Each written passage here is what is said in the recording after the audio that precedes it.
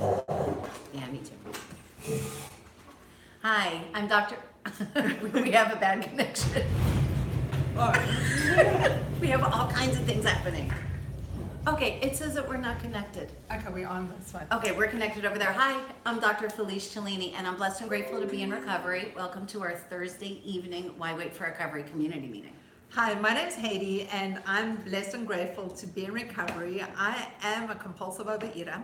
I'm an emotional eater. I'm a binger. I'm a purger. I'm a post-bariatric patient. I'm also a drug addict in recovery. I'm a drug addict, alcoholic, anorexic in recovery. So the recovery part, we got everybody covered, right? We do, and you know, one of the things that we really do here is speak about cross addiction, and really it's not so much the substance that we're picking up, it's the reasons why we're doing what we're doing. And today we're going to chew on the fat, which is discussing fat. Yeah, and we're going to talk about why telling the truth is so scary. And so when we had talked about our experiences, and we were talking this morning, right? We're talking about the workshop. Shout out to everybody in the workshop. You guys are doing an amazing job, amazing recovery. So good for you guys. We always talk about, to begin with, we always talk about honesty, and I would love to talk about why it's so scary to tell the truth. So we get together, just to give everyone a little bit of a background, is we get together twice a week, and we're friends in recovery. We're not touting any special kind of program. This is just something that we do to discuss how we step into solutions for dealing with the things that we deal with. Sorry. There's a lot of stuff happening today. So I'm also one of those people who has ADD, so I get very distracted very easily. I'm an addict, and it's just one of those things that I do, so bear with me. But if you want to jump into the conversation, we actually have a virtual room that you can join us. We live stream on Facebook. If you're part of our community, the What's Eating You community, everything's posted there on how to join us either here or on YouTube and hop into the conversation. Yeah, on Zoom. Actually, you can be in the room with us. And so welcome to everybody that's there on Zoom. So let's talk about telling the truth and why it's always so scary. So we know in the beginning, when we're in active addiction, we're not telling ourselves the truth. So of course we're not telling anybody else the truth, right? We're lying to ourselves day after minute after second, right? Like every single second of the day, we're lying to ourselves about how we're really okay, and then it's not really our problem. And then if everybody else around us would change, we could be just fine.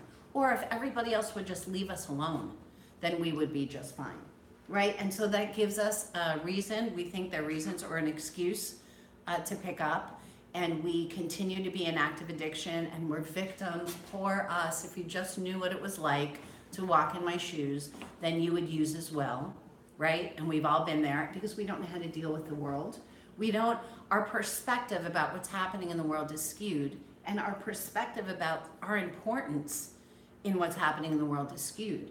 And so in recovery, we're going to learn to change our perspective so that we can learn to change those behaviors, right? Because we're going to say that it's never about the food, it's not about the drugs, it's not about the alcohol, it's not about the gambling or the sex, or it's not about whatever it is that we're picking up. It's about why we're doing what we're doing and how we look at the world and why we think our behavior is okay. And so when we talk about honesty and we talk about telling the truth, the first thing that we need to do is be truthful with ourselves, correct? Right, and I think we also get a lot of misinformation because our disease talks to us in our voice, and it tells us that it's everything else but that.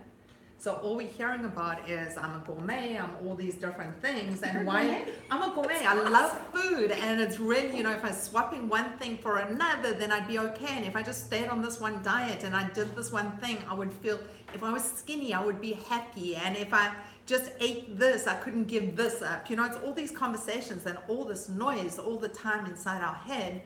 And I think really when I look back at why did I pick up in the first place was because I either felt less than, or I didn't feel worthy, or I didn't feel that I fitted in somewhere, or I felt uncomfortable. And I don't do very well with uncomfortability. I do very well with anything that makes me feel different, and that feeling different can be either feeling better or feeling worse. But as long as I'm not feeling what I should be feeling right now, I'm happy diverting and just doing something else. Yeah, and my favorite too when we talk about the lies, Allie, I don't know if you're out there listening, but if you are, shout out to Allie, who used to say, well, I was the fat, happy person. Really, I was the drunk happy person too, and how did that work out, right? How did it work out to be fat and happy or drunk and happy? Really wasn't that pretty spiritually, right? We looked however we looked on the outside, but spiritually inside of us, it really wasn't that pretty, and we were really unhappy and sad and scared. And so for me to admit that I have a problem and that my life sucks because of it, that's the beginning of the honesty thing. And Laura, I'm going to call you out a little bit. Hi, good to see you. And so in the beginning too, you were unsure, do I belong here? Why am I here? Do I actually have a challenge? Well, if you're here, there's probably a reason for it. Because the other folks, they're doing other stuff, right? Fortunately or unfortunately, because there are a whole lot of people that don't actually have the addictions that you can see, but they do repeat behaviors that are harmful, and they repeat those behaviors anyway. And remember, too, when we're talking about an addiction, if there's something that I'm doing, and I know that it's hurting me, and I wake up in the morning and I say, you know what, today I'm not going to do that, no matter what it is, and I do it anyway, and I go to bed guilty. It says trying to reconnect. I go to bed guilty and I wake up ashamed. I have a problem. And then I do it over again. I have a problem. And it's as simple as saying, well, yesterday I played in traffic on University Drive and I got hit by a car. And so today I think I'll get up and I got really hurt. I had to call 911. And today when I wake up in the morning, I think I'm going to do the same thing over again. I mean, it's incredible that we're doing the things that we're doing, and more incredible that we can't admit that we have a problem because we're scared. Because if I say that I have a problem, okay, now I've said that I've had a problem. Now I have a challenge. Do I have the courage to step into the solution and to not keep myself as a victim and keep saying that life is happening to me, as opposed to what can I do, my own perspective, my own actions, what can I change so that I can keep myself healthy? And when we speak about that insanity, the insanity for me as that serial dieter was always that magic Monday. Everything is magical on Monday. I woke up with resolve that everything was going to change on Monday, and I'll just binge and do whatever I was going to do on the weekends. And, I can stick to my favorite and my treats and all these reasons that I justified using stuff that at the end of the day made me really feel terrible and horrible and made me really ill, because I reached that stage that I became really ill. I blew out my colon and I landed in hospital and I really was sick. But the insanity of it was I tried every single diet under the sun, and I always thought it was about the food, until I actually started realizing the food isn't my problem. The food is the last part of the whole process, and that's my excuse. My problem is my thinking. So the way that I would justify using something that I knew, remember, I've done a lot of research. I've gained and lost over 600 pounds in my lifetime. So I've done that research of what this looks like, how when I break a diet, I feel that I've got no willpower, that I'm less than, that you judging me, that what you think about me means more than what I think about myself. I've been down that whole road of demoralization that I absolutely know what it looks like. So I still kept doing those same behaviors, and when I broke the diet, I then beat myself up. Why couldn't you stay on the diet? Why are you so, you don't have the strength to do this? What is wrong with you? And all these different conversations that I'd have in my head that would actually, I would be doing more harm to myself than anyone else around me would be saying to me. I was the one that treated myself worse than anyone else, and I kept doing the same thing over and over and over again. Yeah, and so that's what we do. And so that's being in the middle of active addiction. And to stop that, the first thing that we need to do is to get honest and to wake up in the morning and say, okay, I have a problem. And I know that I have a problem. And so now I know that I'm an alcoholic and a drug addict, or I know that I'm starving myself, or I know that I'm eating myself to death. Now, what do I do? How do I reach out, and what do I do, and how do I stop using? You guys, I'm going to tell you the way in the beginning to stop using is to stop. There's no magic way around that. If you want to stop using, you got to be abstinent. You got to stop. Right, Jess?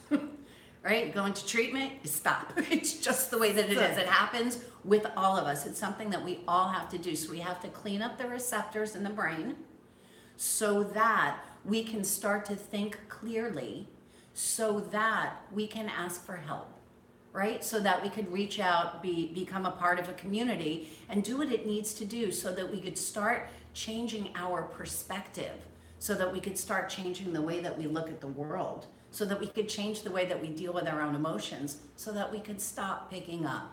And so, real quickly, you know, we belong to a lot of different groups, like I'm sure everybody else does, and we belong to different recovery groups. And it seems like in the groups where they're talking about obesity, first of all, people don't use the word obesity. Like, it's okay to call me a drunk because I'm a drunk. It's okay to call yourself obese if you're obese. It's a fact. That's not a feeling. That's a fact. Okay, so we've said that. When we talk in the other groups where they talk about, well, you know, they're still talking about diets, and they're talking about if I eat 600 calories a day, that's okay. But it's not, you guys. It's not about calories for us.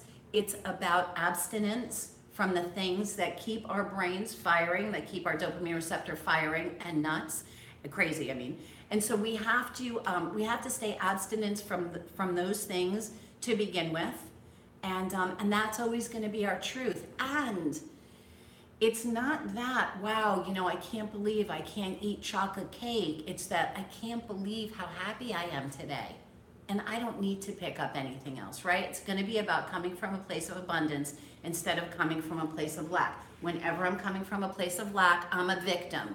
Poor, pitiful me. Poor, pitiful me kept me here and sick and scared there, sick and scared for a really long time. What keeps me here is getting myself out of that victim mode. So I've got a challenge for everybody out there, because especially for the food addicts. So when I say to someone, you will never ever touch bread again, or pasta again, or sweets again, how many people start having a panic attack that they think that the whole world is going to be ending? Because when we start putting that importance on the substance, we lose sight of what recovery really is. And part of that is the fear. And one of the things that held me back in terms of stepping into recovery is I always saw recovery as another diet.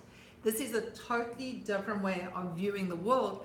This is a life-changing program that we step into that gives us different tools to use that are making us happy at the end of the road, because we got different choices of how we're going to react to things and changing our perspective to things, instead of doing the things that were hurting us before. Yeah, and the immediate change of perspective is that for today, I don't have to pick up. That's it. Because you know what? I might die in a car accident on the way home. That might be my reality. So if I'm worried about what's going to happen next Christmas, I've spent a whole lot of time living somewhere that I don't belong. So I want to give kudos to the people that did step into courage, because do you know what? It's very easy to watch this on Facebook and live stream it from a distance, but it's a very different feeling when you actually all of a sudden log in and you start seeing our faces face to face in our virtual room, or when you actually step into the room. That takes courage. That goes beyond the point of, listen, I may have a problem, to, yes, I've got something that's unmanageable in my life, to let me step in, that I'm willing and maybe open to doing something different, or maybe I'll just step in and watch the crazy people talk. I mean, we go through different things when we start going into this journey. So I'm giving kudos to everyone who showed up and decided to try something different today. Yeah, good for you guys. And it's always great to see your faces. So thank you for being here and being a part of our recovery. I really appreciate that. So you want to do a quick check-in? I would love to do a check-in. Okay, so when we check in, you can either talk about what we're talking about and how we stay scared for quite a while, and that's okay, and that you guys, scared is a feeling, it's not a fact, right? Fear is just a feeling, and those things do eventually get a whole lot better. Liz, can you unmute yourself? Hi. Hey girl, how are you? Good. So you're here again. Speak closer to your mic, sweetie, we can't hear you. Can you hear me better now? Yes, we can. I don't have anything to share right now. Okay, you're here, so thank you for being here. Now I can't hear you guys either. Okay, did something happen? Can the rest of you hear us? Do we have like a something? Hello? Okay, nobody can hear us. Okay, so we'll fix that in a sec. Can you Oh, hear I'm us gonna now? carry on. Well, they can hear us at all, so that's okay. Are you guys still there? Yes, we are. Yeah, we're gonna fix the sound. We're having trouble hearing them, I think. Okay, how's that, guys? There we go. Okay, perfect. Yeah, and so Liz, I'm gonna tell you that sometimes it doesn't matter why you show up, it just matters that you show up. So thank you for showing up today and being a part of. And if there's anything that you want to add, just go ahead and pick up your hand or shout out or whatever, okay? So But thanks for being here. So the goal of this is really to have a conversation. So anytime you feel this compulsion or this want to say something, hop on in. It's the best way to do it, because this is how we Excuse me, learn from each the other. addict says if you have a compulsion, right? Instead of if you want to chat. So if you want to chat or you have something to share, just go ahead and do it. Jess, you want to check in, baby? Sure. Hi guys. I don't have any struggles today about, that I need to talk about or anything. It's been a good day. I'm looking forward to the weekend. I shared with some of you I get to share at a recovery celebration on Saturday, so I'm excited about that. So things are going good. Good. And honesty part, you doing okay with that? Yeah. Good. Good. I know that in the beginning, you had some fears also about people at work and what to say and what not to say, and it seems that lately it comes pretty easy to you. Yeah, I'm just pretty open about everything now with anybody. If anybody asks about, the main thing is about like dietary changes, and there was speculation about if I had surgery or what I did, and like, you guys can talk all you want. I can, it doesn't matter what I did or what I'm doing. The fact is I'm happy, and that's all that matters. Right. And you know that that's the truth, right? That is what matters. You're doing your best to do your best. You're doing the next right thing, right? That's all that matters. And Right. I just wanted to add something as well. There's two things about you. One is Me too. no, there's lots of things, but two of my favorite things. One is when we first step in here, the shame and the guilt that we carry on, that we carry with us, was really difficult for me to share with people what I was actually doing, or even start talking about recovery, whereas now it's like a label that I carry on me very, very proudly. But in the beginning, it took a really long time for me to even feel comfortable about what the concept was and what it looked like or anything, whereas now it's really part of my life and it's something I do all the time. Did you find that for you as well? Yeah, absolutely. I think I had to understand it first before I could share with anybody. I think in the beginning we all just kind of go through the motions, like, I think I'm doing this right, I don't really know. And then it becomes part of who you are, and it's just more natural, and you can explain it better to people, I think. And can anyone do it for you? No, no one else can do it for me. And that's our choice. Like, some of us are real out about recovery and some of us don't feel comfortable with it, and that's okay too. Right? As long as you're Right. doing your best to do your best. We're not saying that people should or shouldn't be real out about their recovery. That's a personal choice, but it's whatever's comfortable for you. So what I love about this whole thing is watching how we grow.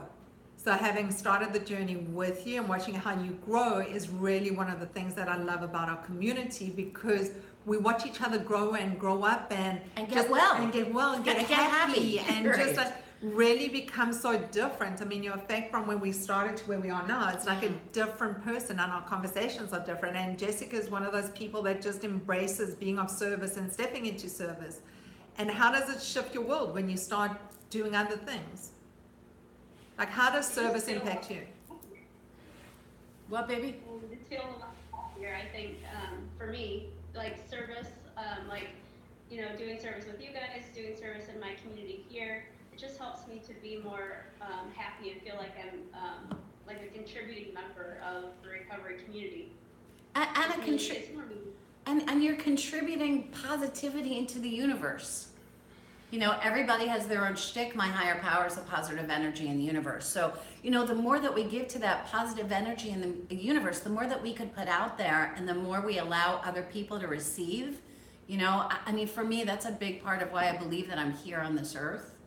And it feels amazing, right? To know that maybe today, maybe for 2 seconds, you help somebody smile.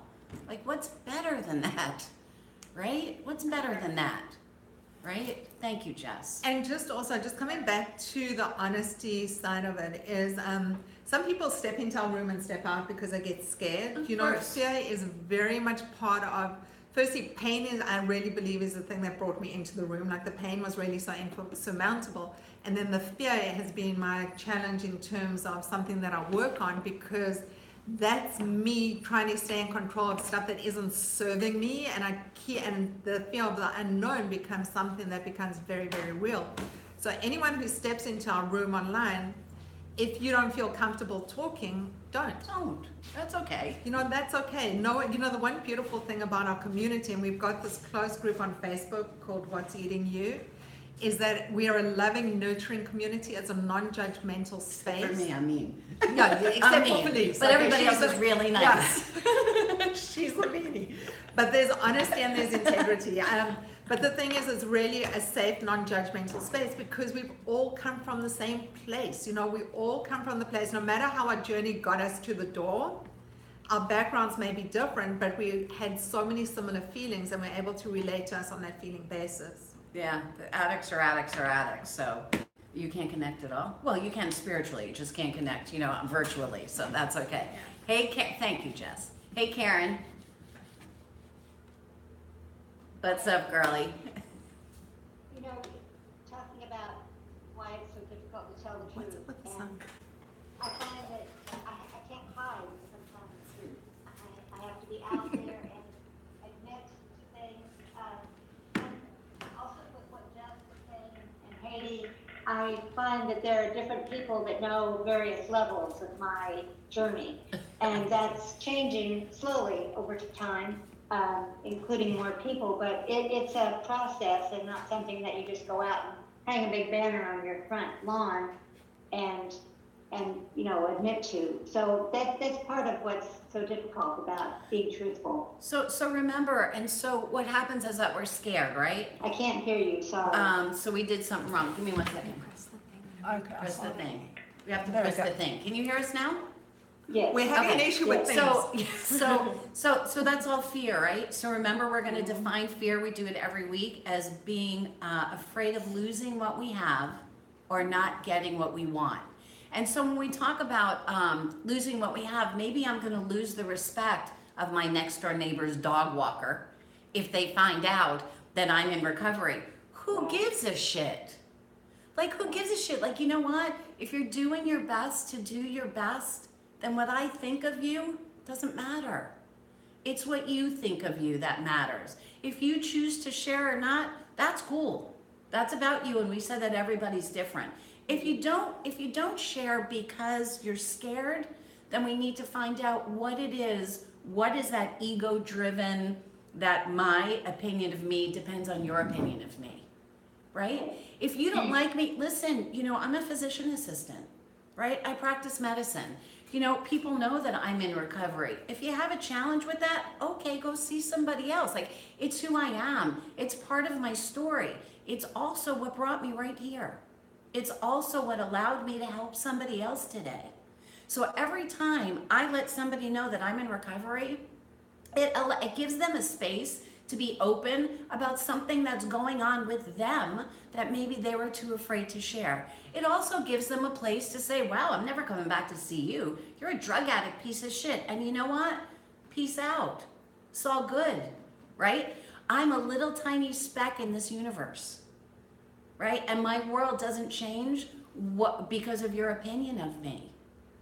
Right? You're lovely and kind and caring and giving and articulate and probably brilliant. And probably if I called you, Karen, tomorrow and I said, hey, you know what? I'm in trouble and I need this. I bet you're going to be one of the people that's going to be there. What is it that you have to be afraid of? Right? Spiritually, you're beautiful and you work on yourself all of the time. That's the part that matters. That's the part that allows you to be of service to others. Marion, what's her name? Williams. Wait. Yeah, that Williamson. wrote, Williamson, thank you. That wrote, our greatest fear isn't that we're not good enough, right? Our greatest fear is that we're awesome. Because if I say that I'm awesome and I believe that I'm awesome, it's kind of my responsibility to shine that light as best as I can, right? To put it out there, to be of service, to be kind to the next person. Right? And so we get to look at that as well. So I'm really happy that you're a part of my universe, and I thank you for being here, and I thank you for being a part of my recovery, Karen. Thank you. Thank you. And if the next door neighbor's dog walker has a problem with you, F them if they can't take a joke, man. You know, that's about them. It's not about you. You're right, and it's all in my head. Yes, it is. That's true. Because it's certainly not in walking the dog, right? It is all in our heads. Right. You know, when I look back, I spent so many years trying to make people I hardly know like me for reasons that I didn't understand. So I showed up as a certain person, okay, because I thought if I presented this way or I did things perfectly or what I perceived to be perfect, you would just like me. And in the end, I landed up so miserable that thinking just was a downhill slide into misery. And the hardest part of that is being able to say, do you know what? Maybe it's my thinking that's the issue. And how do I start working on that? Because I've been thinking this way for so long. It's the only thing I know, and it's the thing I'm the most comfortable with. And starting to turn that around and step into that power of not being a people pleaser, because that's one of my challenges, is I like people liking me. That is one of the things that I work on, to not really step into that space. You know, all of us have a different challenge. That is my world. So really, I get trying to look good, but then I also step into that space of being very judgmental, because these crazy things that I think the way that I should be presenting and the things that I should be doing and the way I should be running my household and all the other stuff, turn around and slap me on the ass and go, what are you talking about? And then there's a huge shift in the way that I need to look at things, because I go, am I really happy having done things the way that I'm doing it? And what brought me here is realizing maybe there's a different way of doing things. And we're learning. Yeah, and so there's a difference between doing my best to do my best, because that's what I've decided to do, than acting a certain way that isn't authentic so that I can please you.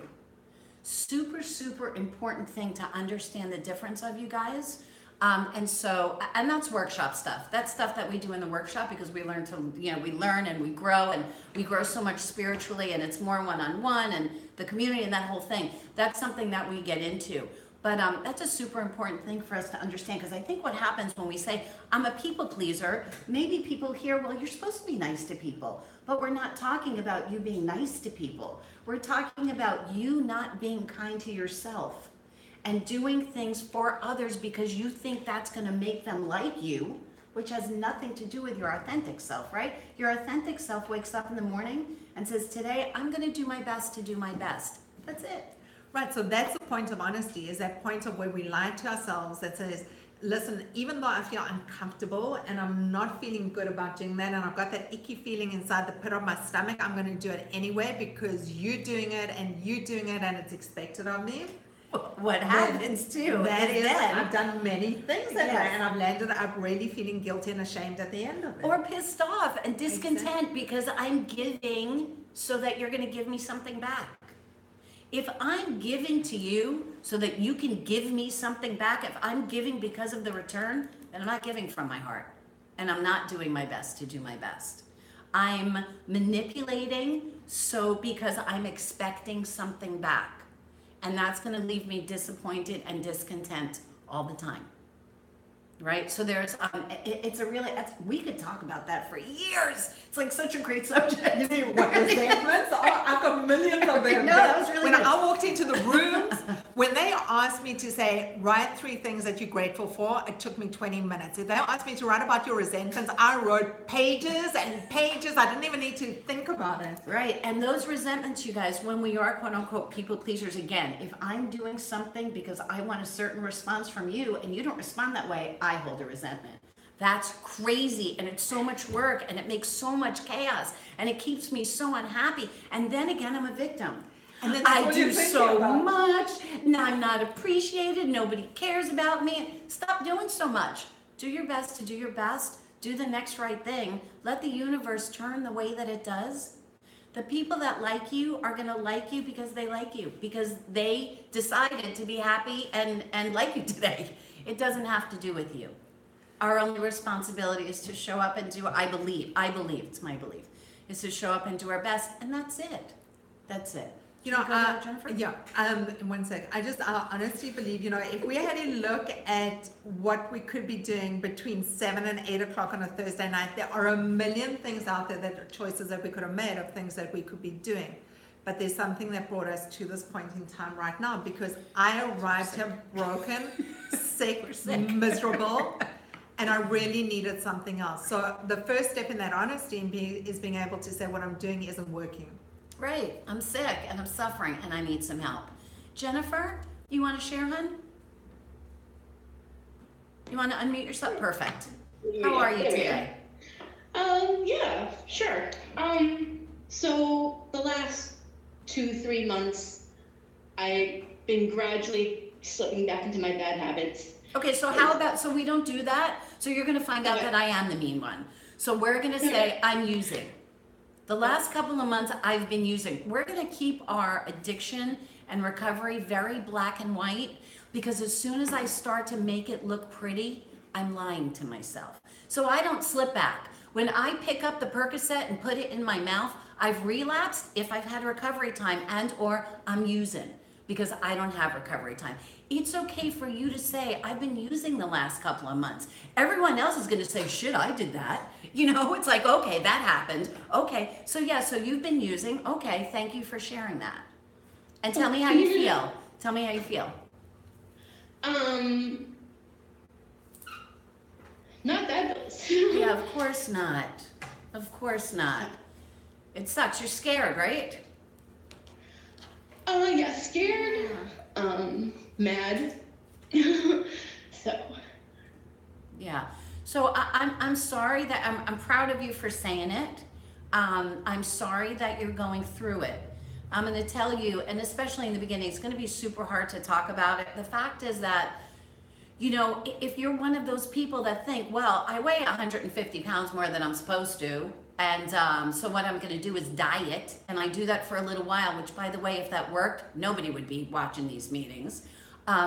If that works, so we know that that doesn't work. So we know Jennifer is the first thing that we're talking about here. That honesty part is saying, I got a problem, right? You have a problem, correct? Yes. Okay, congratulations. Congratulations. You're right at home, man, because we all have that same problem. So that part doesn't make you special. What makes it special is admitting it, knowing that you have the problem, and stay connected to the community right now. Reach out for some help and let us help you. We run workshops. They're intense, they're really hard, and they help us get well. We have meetings that are free that we do that you stepped in today. Step in again and again and again, and learn how to change the way that you're thinking, so that you could learn to change the stuff that you're doing, so that you could be happy. For me, when I talk about spirituality, I talk about living a happy life. Just doing our best to do our best so that we could be as happy as we can, so that we could be of service to others. Pretty simple, right? Service to ourselves, to others, and to the universe as a whole. And so the fact that you came here and you said it, good for you, man. Like, I'm proud of you, and I'm sure everybody else who's out there who's listening is proud of you too.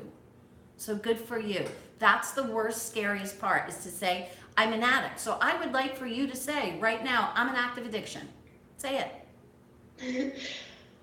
I'm an active addiction. Yeah, you are. Congratulations. Welcome. We've all been there. Yeah, welcome.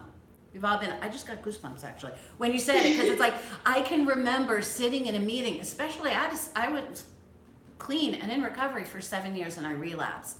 And to have to go back into the rooms for the people, in front of the people that know you, and because of your ego, and because you're so ashamed, you feel so ashamed and so horrible about yourself, and we think that we're the worst people in the whole world. And to raise your hand and say, I'm Felice, and I'm just coming back, and I have 3 days clean, and not knowing if I wanted to kill myself right then or wait until I got into the parking lot to kill myself, it sucks. And when I hear you say it, I can feel how that felt. And it sucks, but you know what? After 1 minute comes 2 minutes. And after 2 minutes comes 2 hours, and then comes 2 days, and then comes 2 weeks. And that gives us time to clear out what's ever happening in our heads, to clear out chemically what's happening in our heads once we're abstinent, and to step into some kind of recovery and learn to get well. And that's what we do here. So thank you for being here with us. Thank you. Jennifer, I wanted to just say welcome. I love that you're part of this community, and I get so much where you're coming from.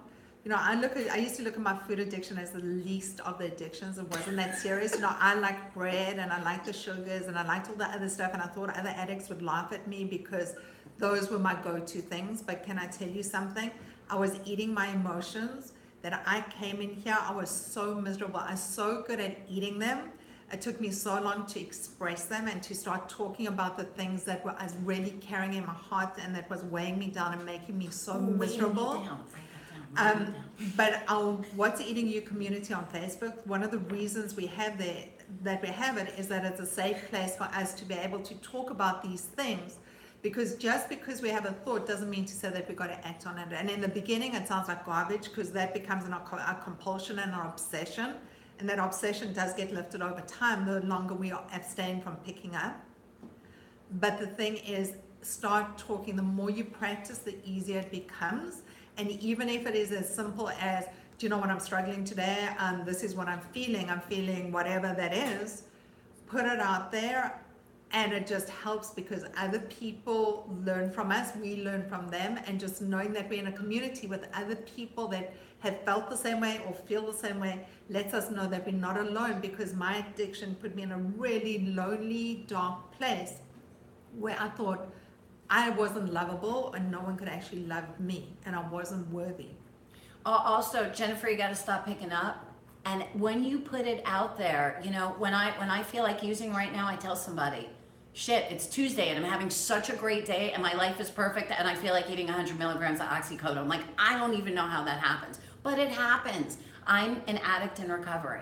And so that's going to happen. When I talk about it, it makes it easier not to do. And when I don't talk about it, trust me, I use. So that's the way my life looks. So reach out. Don't pick up.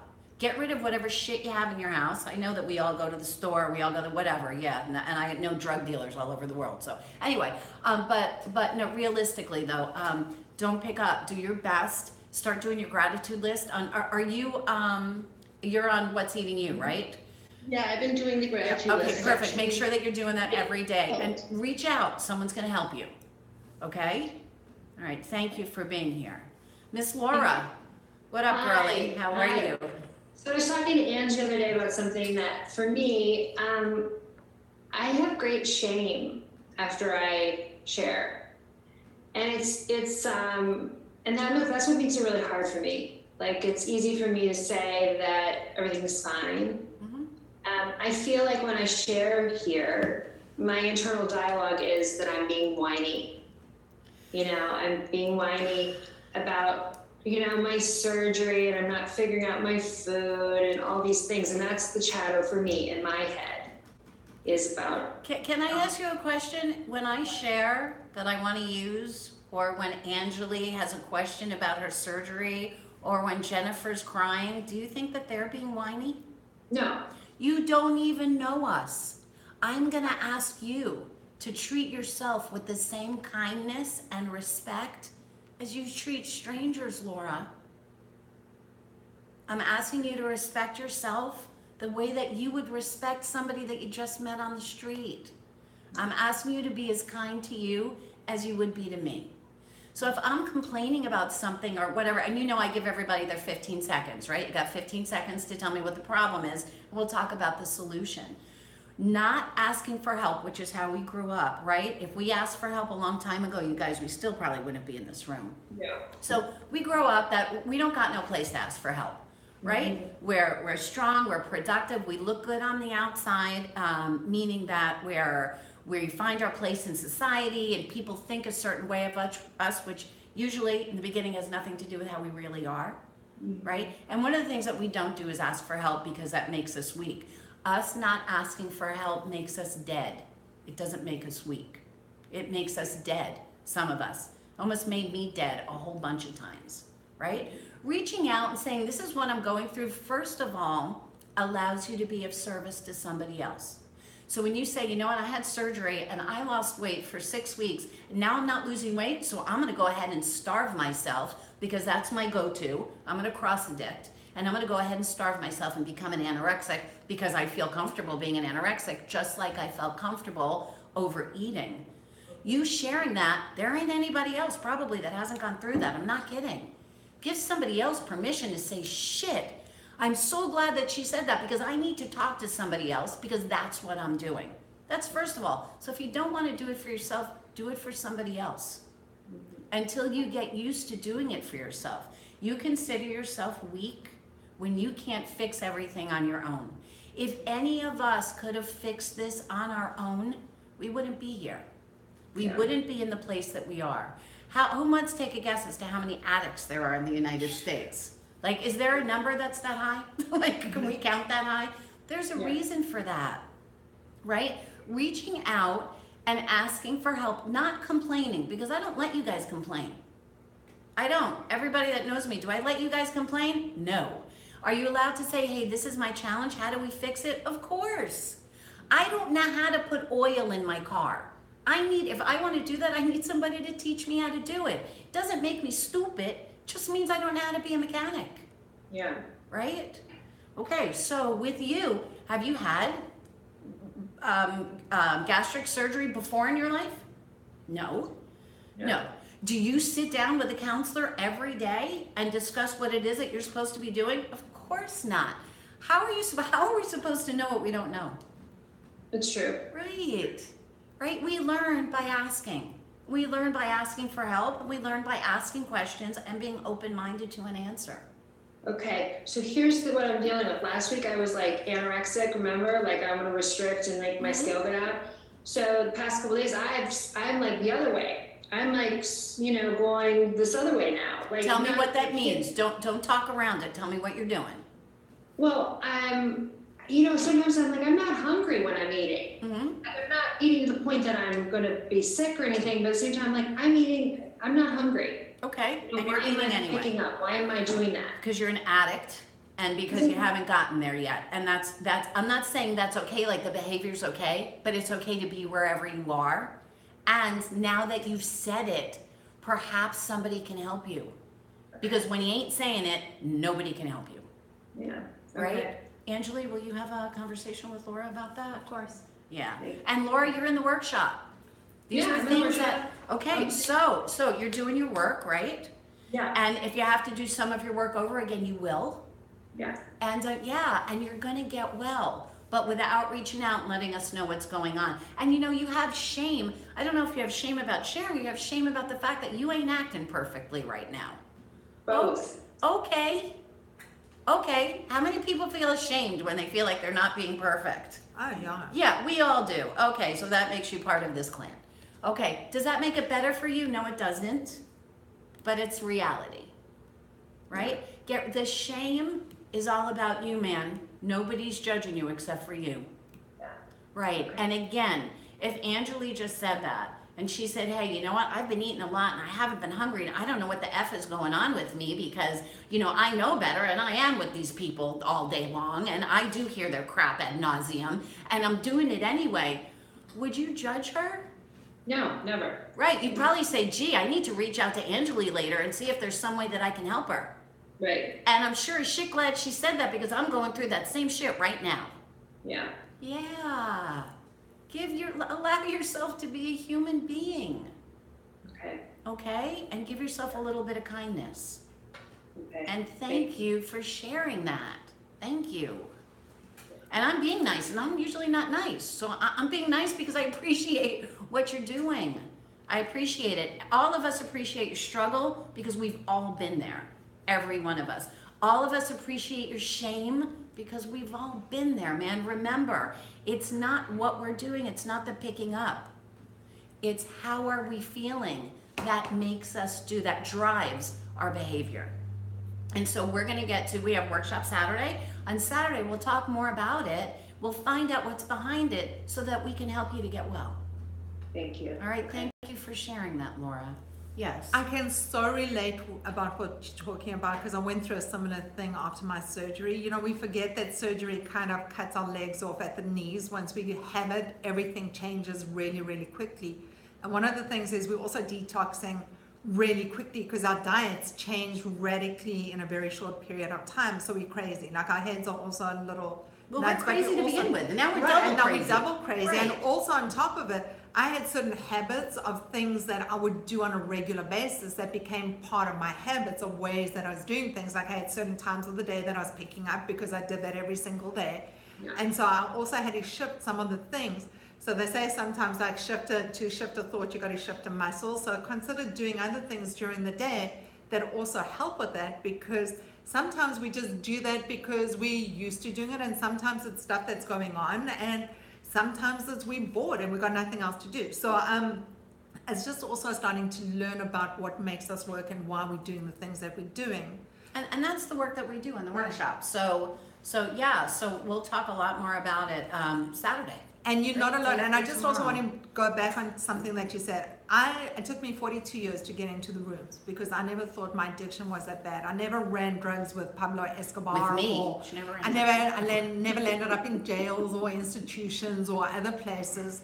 I was one of those addicts that really presented very well and is functioning, and no one knew what I was feeling on the inside, but I was dying on the inside. So I came in with a lot of shame and guilt, and I still carry a lot of that stuff with me today that I work through. And when I'm feeling the most ashamed and the most guilty is the time I force myself really to speak out and to share and put myself out there. And it's not to everybody, because I don't share to my family because I don't understand it, but I share to this family, which is my community, where people understand and they get me because someone has been where I've been, and I learn from their experience and their strength and their hope. And that's why I do what I do. Thank Great. you, Laura. Yeah. Thank you. Thank you. Christine, you want to share? Welcome. Welcome. Unmute yourself. There we go. Okay, there you go. Okay. Hi. So, hi. Hi. I am a little bit nervous about doing this. Okay. First of all, I've never been on any type of social media, Okay. and I've never been to a meeting. Okay. Welcome. But I have been watching your videos lately, and I guess I decided that I not just wanted to listen, but I wanted to be in the room and listen. And it does sound different than when you're not in the room. Correct. It's a lot more echoey, and it's like it sounds like you're yelling, and it probably sounds like I'm yelling. Okay, let's talk about how you're feeling. So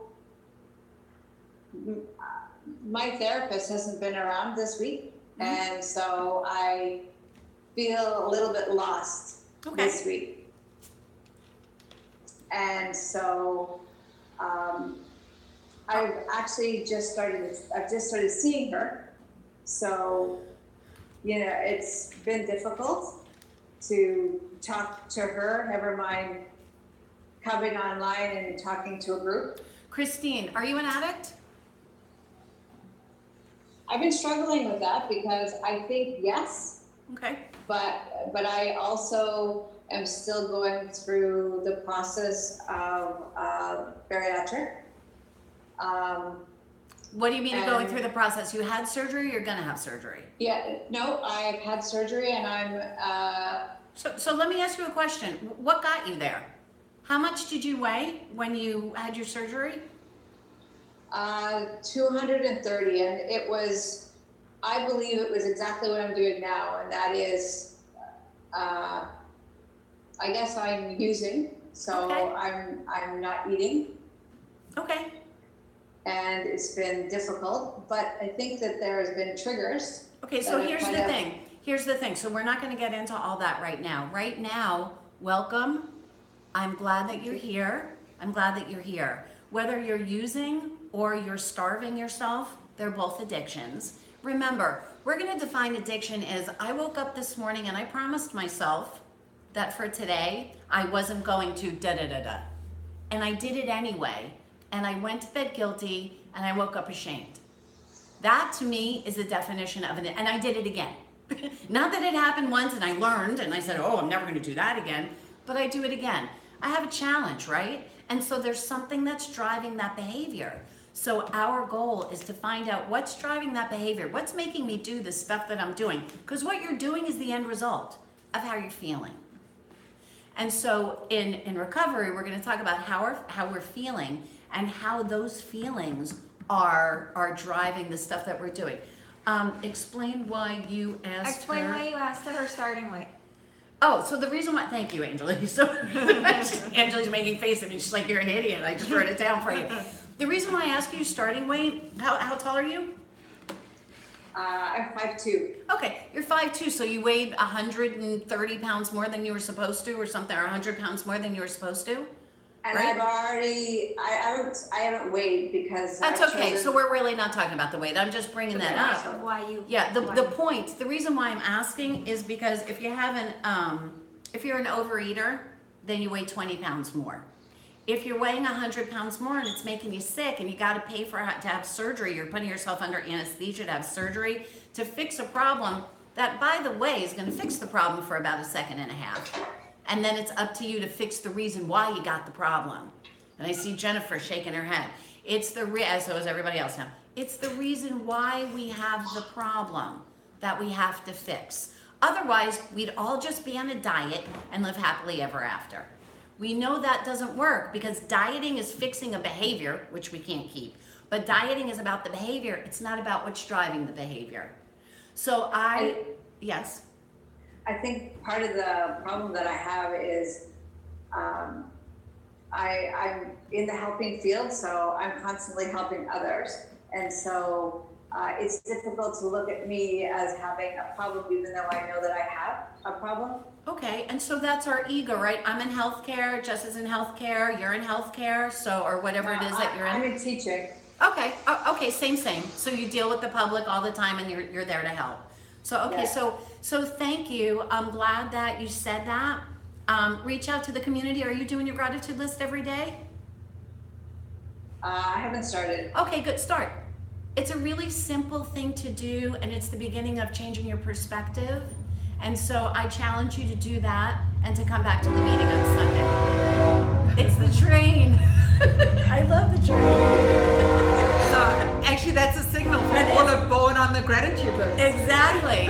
Angela, thank you so much for sharing, Christine. And welcome, Christine, you're in the right place. And Thank you very much. you got anything to share? Did we get Liz? Yeah, we got Liz first, man. I picked Oh. on Liz right away. I Yeah, pick on Liz all the time now. It's so much fun. yeah. So to bring it back to honesty. So I think that for me this week I've had a hard time, as you know, because we've talked a lot. you have. Not about Yes, honesty. she has. But I think and I know I learned this from you, and I know I'm probably going to say it wrong, but to rephrase, when we're having a struggle within ourselves and we're quiet about it, it's not that it's the same thing as being dishonest, but I guess it is, because then it's like I'm in my head. So long story short, I've been in my head this week a lot, and I have shame and whatever about what I'm going to say, because I feel that if I say it, shame and fear, because I feel like if I say it, it's going to change my relationships, or it's going to change my my current life as it is now. So long story short, I've been working on that, and I realize that that's an area of my recovery that I still need a lot of work in, and yeah, I don't have anything else to say. And so that's funny. And so Angela thinks she's going to say something which is going to change the way that I look at her and the rest of the world. And God bless her, I love the girl, but she ain't that powerful. Right? Right. Right. And so we're going to learn those things too in workshop.